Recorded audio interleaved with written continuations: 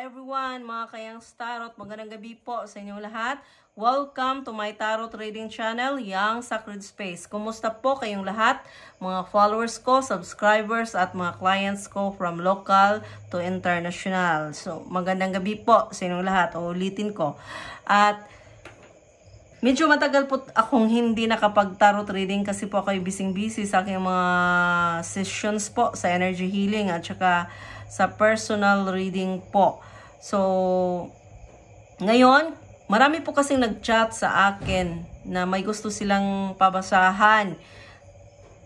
Ito po ay si First Lady Liza Aranita Marcos. Marami po na-curious sa kanya kasi po, hindi po siya nakikita madalas sa social media at mga gathering. So, marami pong tao ang nagtataka kung bakit po siya parang nagtatago. So, yun ang ating aalamin sa ating reading na to. But before tayo magsimula, paki-like, share, comment, at paki-subscribe sa aking channel na Yang Sacred Space. At paki-hit ang notification bell para ma-update po kayo sa lahat ng mga videos ko, sa mga bago kong videos sa tarot reading. At maraming salamat po sa mga hindi nag-skip ng ads kasi ang ads po ay exchange energy po sa ginagawa natin ito na nagtarot tayo sa isang tao. So may offerings po sa kanilang mga spirit guide para hindi po sila magalit na pinakikalaman natin ang buhay ng taong binabantayan nila. So parang nanghingi rin tayo ng permiso na alamin kung ano po yung mga nangyayari sa kanila at sa mga susunod pa na mangyayari sa kanila. So, kailangan nating offerings like flowers, candles, wine, incense, at iba-iba pa. So, maraming salamat talaga sa hindi nag-skip ng ads para ako po ay magkapagpatuloy sa aking ginagawa katulad ngayon. So, ulitin ko, hindi lang po spellcasting sa aking tarot reading sa aking ginawa. May spellcasting sa ako, may energy healing, feng shui audit, at base chart reading, at may life coaching din ako about self-growth development. So, biohacking po yan sa ating subconscious mind. So, kung sino man ang interesado po sa aking mga services, paki-check ang screen. Nandyan po ang aking WhatsApp number. At sa description below, sa video na to, nandun rin po ang aking WhatsApp number. Diyan nyo po ako kontakin. Direkta na po yan sa akin. Kung hindi kayo masagot diretso, after, kasi dyan, kung hindi kayo nasagot, may session po ako. So, after sa session ko, masasagot ko rin kayong lahat. So, ngayon, simulan na po natin ang tarot reading po ni Liza Marcos, ni First Lady Liza Aranita Marcos. Tingnan natin ang kanyang past, ito ay present, ang kanyang emotional at mental state, ang kanyang near future, at ang kanyang environment card, at ito ay advice card from the universe, at ito naman ang kanyang posibleng outcome sa mga nangyayari sa kanya ngayon, depende po sa kanyang discarding or decision. So ngayon, sa past, may nakikita ako dito is about financial matters. So may nakita ako ditong dalawang yung conflict po sa pamilya at sa ibang tao. So may nakita ako dito na yung sa inheritance may nag-aaway sa pamilya nila. So parang nag-aagawan. So may nakita rin akong may mga dumating sa kanila na pera na hindi nila pinaghirapan, may mga disagreements po diyan sa nasa nakapalibot po sa kanila. So, may nangyayaring ganyan sa past po ni Liza Marcos. So, ngayon tingnan natin ang kanyang present situation. So, may nakita ko dito, nag-indicate po ito ng isolation or disconnection sa labas. O, yun nga, hindi siya nakikita. So, may nakita din akong one of the member of the family na may kaaway siya. So, yung patigasan ng loob kung sino po yung luluhod. So may nakita akong ganon sa loob ng pamilya nila. At si Lisa, pakiramdam niya sa pagkakaintindi ko sa card na to, na parang nawalan siya ng inspiration or motivation. May nakita ko dito may isang pangyayari na dahilan po kaya siya nawala ng gana. Nag-isolate siya, nag-disconnect siya. So nawala yung sigla niya, inspiration or motivation na gawin pa ang mga bagay-bagay na gusto niya, kasi nga may nagawa siya na nag-regret siya. So may nakita akong ganito sa kanyang present situation ngayon. So dahil ito sa kanyang desisyon at action. Desisyon at action. Kaya nangyari ang mga bagay-bagay na pinagsisihan niya ngayon. Ngayon, ang kanyang mental at emotional state dito, may nakita ko na pakiramdam niya na sa kanyang sitwasyon, may takot siya, yung may guilt, na anxiety na nga siya. So, regret, ganyan. So, nag-isolate siya. Lonely po siya ngayon. Parang pakiramdam niya, wala siyang yung kawala sa umuusig sa kanya, hindi lang po ang kanyang konsensya, kundi pati na po mga tao sa kanyang paligid. So, public criticism. So, may mga natanggap siyang ganyan ngayon. So, yun, nahihirapan po siya sa ngayon. Kasi nga, parang pakiramdam niya, wala siyang kawala. Na siya, na mental fatigue, distress, ganyan. So, ngayon, nakikita ko dito sa kanyang near future influences na may underlying issues sa past na mag-surface po, kumbaga lalabas at lalabas.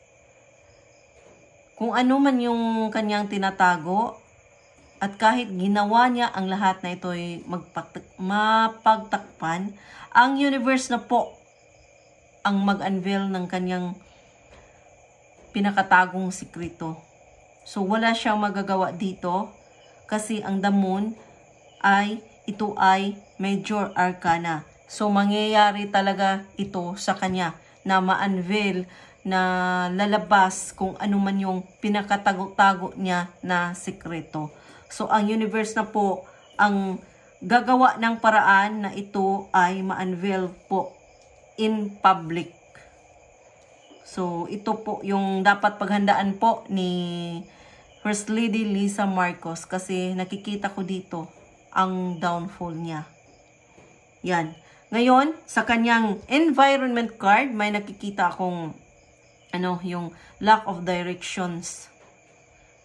So, may paparating na mga delay, setback. So, parang ito na yon na may mga mangyayari na hindi maganda, na hindi naman sa na hindi niya inaasahan, pero pinipigilan niya ito na hindi po niya maranasan or hindi po niya yung mag-bind sa kanyang physical world, yung pinaka takot-takot niya na mga iniisip.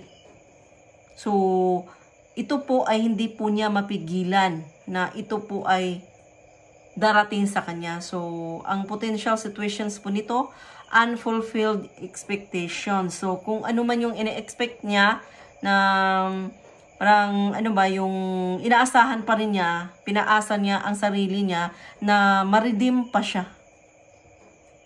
Ma-redeem pa siya sa kung ano man yung mga ginagawa niya. So, ang card na to ay nag-signify po na papalapit na po ito. So, nakikita ko na ang universe na po talaga ang yung gumawa ng paraan. So, ang universe gagamit ng tao na ito ay ma-surface po, ma-unveil.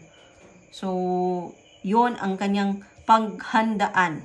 Kasi nga, kahit anong gawin niya, dahil sa ito ay major arcana, mangyayari at mangyayari talaga ito sa kanya. So, ngayon, ang advice po ng universe.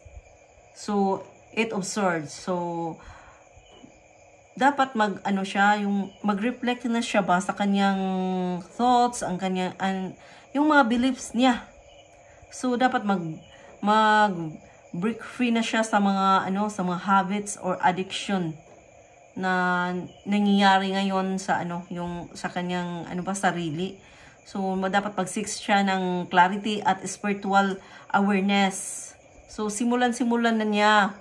Kasi nga, parang yung napapagod na rin yung, sa nakikita ko dito, parang napapagod na rin yung universe. Kasi nga, marami na siyang pagkataon na pinagbigyan siya para po mag-self-reflect. So, parang walang nangyari kasi. Dahil po, may habits po siya, may addiction po siya, na hindi na niya kayang kontrolin. So, wala rin po siyang ginagawa na ito ay yung ma-overcome niya. Wala siyang ginagawa. Parang dire-diretso lang yung mga ginagawa niya. So, ngayon may nangyayari na sa kanya na unti-unti nang nararamdaman na siya ay parang babagsak. Tayo naman mga tao, may power naman tayo na i-change po ang ating sarili. But siya, parang lang yung lang siya sa agos kung ano po yung mga nangyayari. So, dapat po siya na yung mag-biohacking sa kanyang subconscious mind. Kasi nakikita ko, hindi na po siya conscious sa kanyang mga ginagawa. Because ito yung nakaprogram nakaprogram ba na sa isip niya. Ito yung nakikita niya sa paligid. So, automatic pilot na automatic na yon sa kanyang subconscious mind. Akala niya walang mali because yun nga parang normal sa kanya kasi po yun po ang nakikita niya sa paligid, sa surroundings niya, na yung mga kasama niya, mga tao, yun po ang ginagawa. So, parang natural na po sa kanya yon. Pero hindi niya alam na ito'y nakakasira sa kanya, sa kanyang buhay, sa kanyang isip. So, yon dapat na, kung may kunti pa siyang, kunti pa siyang, yung awareness, na, yun nga nakikita ko parang hindi na siya conscious. So ang Panginoon lang po yung mag-decide kung ano po yung mga posibleng mangyayari po sa kanya. So ngayon may nakita ko dito sa kanyang outcome na nakikita ko na yung financial management, overspending. Prioritize niya kasi yung material wealth at bisyo, addictions. So, over-emotional well-being. Yun po ang pinili niya, yung about sa material wealth, mga addictions, ganyan. Imbis na mag-self-care siya. Wala. So, yun. So, may nakikita ako ditong downfall. So, yun. May nakikita akong downfall na paparating na mangyayari sa kanya talaga. So, ngayon, may mga personal questions po ang aking mga subscribers. So, 5 po ang questions na sasagutin ng tarot cards. Ang una, so marami po talaga na curious na totoo ba na si Lisa Marcos ay gumagamit ng yung substance ba? So, totoo ba yon? Ating itanong sa tarot cards. So, yes po ang card. So, yon. So, ito ay sagot po ng cards, hindi po ito aking sarili sagot. So, sa mga yung mga pro Marcos, kasi maraming nagbabash, kasi nga ako ay, totoo naman talaga na ako ay Duterte supporter. Kaya marami pong nagsabi na bias po ako. Pero tanggapin na lang natin ang katotohanan na ang mga sinasabi ko po ay may facts talaga. So, yun. Ang sabi po ng card ay yes. Ngayon, ang pangalawang tanong ay